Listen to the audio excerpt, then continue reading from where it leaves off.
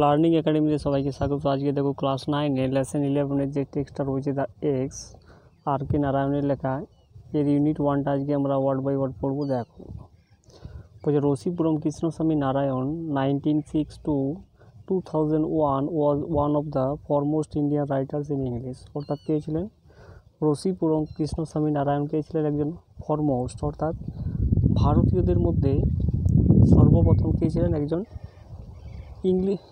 ইংলিশের একজন লেখক ছিলেন। এরপরে দেখো he wrote many short stories and novels. সে অনেকগুলো ছোটো ছোটো গল্প লিখেছিলেন এবং উপন্যাস লিখেছিলেন। Some of his well known books আর তার মধ্যে বিখ্যাত তার কতগুলো বই হলো the man eater and Malgudi, the man eater of Malgudi, the guide, the sweet vendor and English teacher. এগুলো তার বিখ্যাত বইগুলো। He was awarded Padma Bhushan in 1964। অর্থাৎ তাকে সে 1964 খ্রিস্টাব্দে পদ্মভূষণ অ্যাওয়ার্ড পুরস্কৃত হয়েছিলেন। এরপরে দেখো the present text is an edited version of his short story the x. এই যে বর্তমান যে পাঠ্যটা রয়েছে এটা একটা এডিটেড ভার্সন, একটা সম্পাদিত একটা টেক্সট তার এই শর্ট স্টোরি অর্থাৎ দ্য এক্স। এরপরে দেখো বলছে ভেলান ওয়াজ পারফেক্টলি কন্টেন্টেড অ্যান্ড হ্যাপি। অর্থাৎ ভেলান কী হয়েছিল? সঠিকভাবে তিনি সন্তুষ্ট হয়েছিলেন এবং সুখী হয়েছিলেন। He demanded nothing more of life. অর্থাৎ সে জীবনে আর কিছু সে দাবি করেছিল না।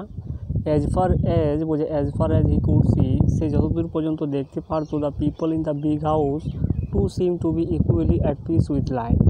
অর্থাৎ বড় ঘরের মধ্যে সমস্ত যে লোকগুলো ছিল তাদেরকে দেখে কি মনে হয়েছিল? এতটাই দেখে মনে হয়েছিল to be equally peace with life. অর্থাৎ সমস্ত লোকই কী ছিল? জীবনের শান্তিতে কী ছিল? পরিপূর্ণ ছিল, সমানতা ছিল সবার মধ্যে। এরপরে দেখো বলছে one saw no reason why this good things should not go on and on for ever. One saw কেউ একজন দেখেছিল, নো রিজন কোনো কারণ একজন দেখেছিল না, why this good things should not go on. অর্থাৎ কি এই সব ভালো ভালো জিনিসগুলো শুড নট গো অন, ভালো ভালো জিনিসগুলো কেন চলে না, অ্যান্ড অন ফর এভার, এবং সেগুলো কেন সারা জীবনের জন্য চলে যায়। এরপর দেখো but death keep around the corner. কিন্তু মৃত্যুটা কী করে কোণে কী করে উঁকি মেরেছিল। ওয়ান মিড নাইট হি ওয়াজ অ্যাওয়েকেন্ড। কোনো মধ্যরাত্রে সে জেগে উঠেছিল অ্যান্ড টোল্ড দ্যাট, এবং বলেছিল দ্য মাস্টার ওয়াজ ডেড। অর্থাৎ মাস্টার কী করেছে? মাস্টার মৃত্যুবরণ করেছে। What is to happen to the garden. তাহলে ওই বাগানটার কী হবে? অ্যান্ড টু মি, এবং আমার কী হবে? The sons are not no good. অর্থাৎ সেই ছেলেগুলো কী ছিল? ভালো ছিল না। হি থট অ্যাট ওয়ান্স, সে হঠাৎ করে এটা ভেবেছিল। এরপরে দেখো and his fears prove to be not entirely groundless. অর্থাৎ তার যে ভয়টা ছিল সেটা প্রমাণ করেছিল to be not entirely groundless. অর্থাৎ কি সম্পূর্ণরূপে ভিত্তিহীন ছিল না। The sons were no good, তার ছেলেগুলো কী ছিল? ভালো ছিল না। রিয়েলি অর্থাৎ সত্যিকারই তার ছেলেগুলো ভালো ছিল না। দে স্টেড ফর এ ইয়ার মোর, তারা থেকেছিল 1 বছরেরও বেশি। কোয়ারেল অ্যামাং দেমসেলস, অর্থাৎ তারা ঝগড়া করেছিল নিজেদের মধ্যে, অর্থাৎ তাদের মধ্যে তারা ঝগড়া করেছিল। And went away two live in another house, এবং তারা চলে গিয়েছিল বাস করতে একটা অন্য ঘরে। এরপরে দেখো এই ইয়ার লেটার 1 বছর পরে সাম আদার ফ্যামিলি কেম ইন অ্যাজ টেন্যান্টস। অর্থাৎ কি 1 বছর পরে কী হয়েছিল? অন্য একটা ফ্যামিলি, অন্য একটা পরিবার এসেছিল অর্থাৎ ভাড়াটে হিসাবে। ট্যানেন্ট মানে কি? ট্যানেন্ট মানে ভাড়াটে হিসাবে। দ্য মুভমেন্ট দে স, ওই মুহূর্তে তারা দেখেছিল ভেলান দেশের, অর্থাৎ ওই মুহূর্তে ভেলান দেখেছিল দেশের, তারা বলেছিল ওল্ড গার্ডেনার, পুরনো gardener don't be up to any tricks. কোনো ট্রিক দেখানোর কিন্তু দরকার নেই। We know the sort you are, আমরা জানি ওই শর্ট ইউ আর, তুমি যেটা দেখাতে চাইছো সেগুলো আমরা জানি। উই উইল স্যাক ইউ, আমরা কী করবো? তোমাকে রিমুভ করে দেবো, সরিয়ে দেবো। If you don't behave yourself, যদি তুমি নিজেকে কী করো? ঠিকভাবে আচরণ না করো, বিহেভ করো।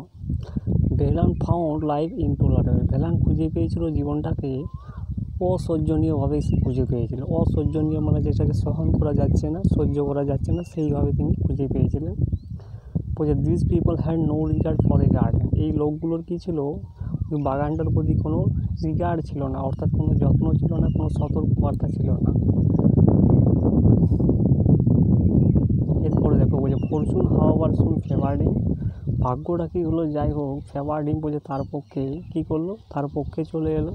বলছে দ্য টেন্যান্টস লে, ওই যে ভাড়াটে যে লোকগুলো ছিল তারা চলে গিয়েছে, ছেড়ে চলে গিয়েছিলো। The house was locked up for a few years, ওই যে ঘরটা ছিল সেটা কয়েক বছর ধরে তালা লাগা ছিল বা বন্ধ করা ছিল। ওকেজনালি, কারণবশত one of the sons of the late owner, বলছে কারণবশত অর্থাৎ পরের যে মালিক ছিল তার যে ছেলেগুলো ছিল কেম রাউন্ড, তারা এসেছিলো ঘোরাঘুরি করতে অ্যান্ড ইন্সপেক্টেড দ্য গার্ডেন, এবং বাগানটাকে কী করেছিল, পরীক্ষা নিরীক্ষা করেছিল। গ্র্যাজুয়ালি ইভেন দিস সিজড, আস্তে আস্তে কী হলো, এই জিনিসটাই কিন্তু বন্ধ হয়ে গেল।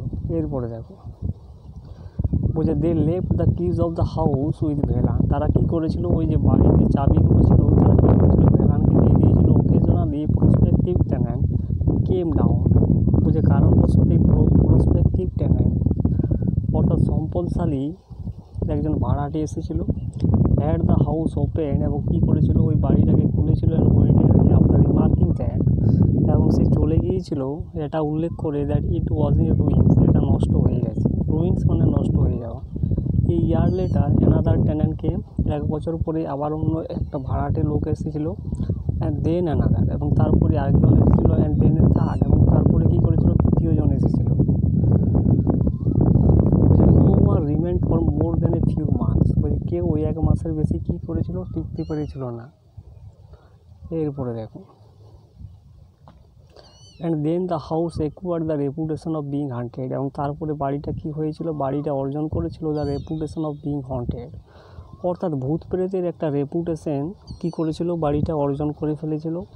Even the owners drop the practice of coming, even owners drop অর্থাৎ কি ওই বাড়িটার যে মালিক ছিল সেও কী করেছিল, ওই বাড়িতে আসা যাওয়ার যে প্র্যাকটিস অভ্যেসটা সেটা সে বন্ধ করে দিয়েছিল, ড্রপ করে দিয়েছিল, স্টপ করে দিয়েছিল। অ্যান্ড সিইং দ্য হাউস, এবং দেখাশোনাটাও বাড়িটাকে বন্ধ করে দিয়েছিল। Velan was very nearly the master of the house now, এখন কি হয়ে গেল, ভেলান ওই বাড়িটার কী হয়ে গেল, মাস্টার হয়ে গেল। বলছে the keys were with him, চাবিগুলো তার কাছে ছিল। He was also growing old, সেও বৃদ্ধ হয়ে যাচ্ছিল। বলছে when the mood seized him, যখন তার মুডটা তাকে জব্দ করে দিয়েছিল, সিজড করে দিয়েছিল। অ্যাবাউট ওয়ান্স এ ইয়ার, কোনো এক বছর। হি ওপেন দ্য হাউস, সে ওই বাড়িটাকে খুলেছিল। অ্যান্ড হ্যাড দ্য ফ্লোর সুয়েপ্ট, এবং মেঝেটাকে কী করে দিয়েছিল, ঝাড় দিয়েছিল। অ্যান্ড স্ক্র্যাপড করেছিল, স্ক্র্যাপড মানে পরিষ্কার করেছিল ওই বাড়ির মেঝেটাকে। এরপরে দেখো but gradually he gave up this practice, কিন্তু ধীরে ধীরে এই যে অভ্যাসটা ঝাড় দেওয়া এবং পরিষ্কার করা সেটাও সে বন্ধ করে দিয়েছিল। He was too old to bother about this thing, সে এতটাই বৃদ্ধ হয়ে গিয়েছিল যে এই সব জিনিস করতে আর পারছিল না বা তার ঝামেলা হচ্ছিল। এরপরে দেখো যে years and year passed without any change, বছরের পর বছর পেরিয়ে গেল কোনো কিছু পরিবর্তন ছাড়াই। It came to be known as the ghost house, এটা কি এটা জানা গেল বা এটা পরিচিত হয়ে গেল ঘোস্ট হাউস হিসাবে, মানে ভূতের ঘর হিসাবে এটা পরিচিত হয়ে গেল। অ্যান্ড পিপল অ্যাভয়েডেড ইট, এবং লোক কী করলো, এটাকে এড়িয়ে চলেছিল। ভেলান ফাউন্ড নাথিং টু গ্রাম্বল, অর্থাৎ ভেলান খুঁজে পেয়েছিল নাথিং, যে ভেলান কোনো কিছুই খুঁজে পেয়েছিল না to grumble about in this state of affairs, অর্থাৎ ভেলান কোনো কিছুই খুঁজে পেয়েছিল না এটার বিরুদ্ধে বা এটা কমপ্লেন করার জন্য যে এই বাড়িতে কোনো কিছু নেই, বা এই স্টেটটাকে কমপ্লেন করতে সে কোনো কিছুই খুঁজে পেয়েছিল না। ইট স্যুটেড হিম এক্সেলেন্টলি, এটা তাকে স্যুট করে দিয়েছিল চমৎকারভাবে। এক্সেলেন্টলি মানে চমৎকারভাবে। তো এই হয়ে গেলো ইউনিট 1টা। তো ভিডিওটা ভালো লাগলে চ্যানেলটাকে সাবস্ক্রাইব করো এবং পাশের বেল আইকনে প্রেস করে রাখো।